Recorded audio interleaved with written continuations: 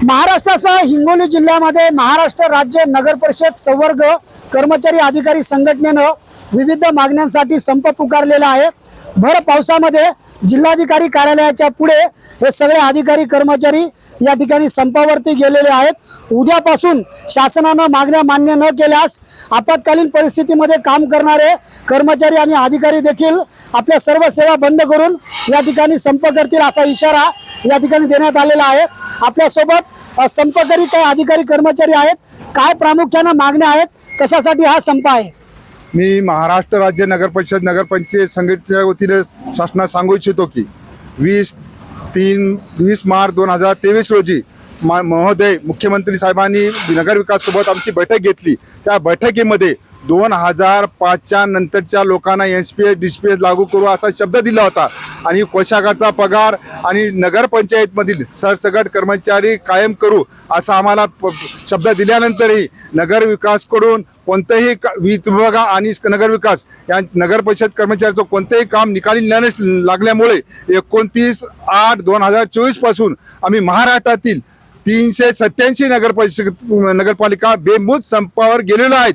तदनंतर 4/9/2024 पासून अत्यावश्यक सेवासह आम्ही सर्व संपात देणार आहे। यानंतरही जर न काम की शासनाने काम न केल्यास आम्ही आझाद मैदानावर 5000 कर्मचारी तिथं उपोषणाला बसणार आहोत। महाराष्ट्र आणि मराठवाड्यामध्ये पूर परिस्थिती आहे। अशा कठीण परिस्थितीमध्ये हा संप सुरू आहे। काय शासनाकडे मागण्या आहेत, शासनाला काय इशारा आहे? आम्ही आपत्कालीन परिस्थितीमध्ये नगरपालिके लोकांनी स्वतःचा जीव धोक्यात घालून करोना परिस्थिती असो किंवा कालचं पूर महापरिस्थिती असो याच्यामध्ये काम केलं आहे, परंतु अद्याप शासन जर या लोकांकडे लक्ष देत नसेल तरी दुर्दैवी बाब आहे। माफक मागणी आहे, शासनावर कुठलाही बोजा पडत नाहीये। शासनाच्या चुकीने किंवा त्रुटीने सेवा प्रवेश नियम चुकीचे बनवल्याने एनपीएस योजना लागू नाहीये।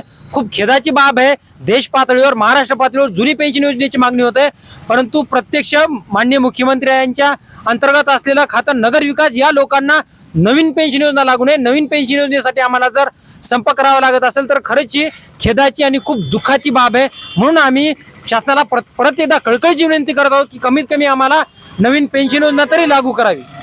नक्कीच सर, हे सगळे संपकरी अधिकारी कर्मचारी होते। या बाजूला आपण जर पाहिलं तर संपाच्या 5व्या दिवसापासून या ठिकाणी महिला देखील सहभागी झालेले आहेत। हिंगोली जिल्ह्यामध्ये 400 पेक्षा अधिक अधिकारी कर्मचारी या संपामध्ये सहभागी झाले आहेत आणि एनपीएस योजना लागू करण्याची मागणी करत या कर्मचाऱ्यांनी राज्य सरकारच्या विरोधामध्ये आता संपाचं हत्यार उपसलं आहे। संदीप नागरे, साम टीव्ही न्यूज, हिंगोली। देश विदेशातील प्रत्येक घडामोडींचे लाईव्ह अपडेट मिळवण्यासाठी आता साम टीव्हीच्या सर्व सोशल मीडिया प्लॅटफॉर्मला लाईक, फॉलो आणि सबस्क्राईब करा। तसंच सर्व नोटिफिकेशनसाठी बेल आयकॉन प्रेस करायला विसरू नका।